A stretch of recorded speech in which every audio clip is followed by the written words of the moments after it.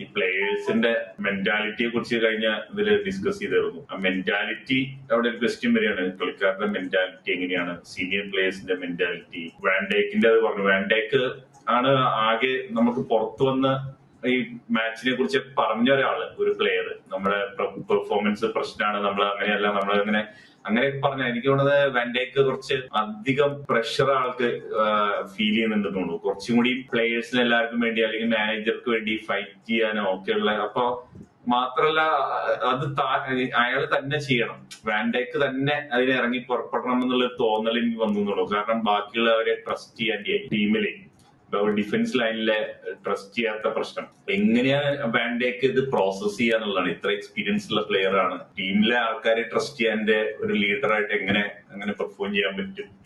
ടീമിനെ മൊത്തത്തില് കൊണ്ട് അങ്ങനെ നടക്കുന്ന എല്ലാവരെയും ട്രസ്റ്റ് ചെയ്ത് പോകേണ്ട ഒരു ആളാണ്.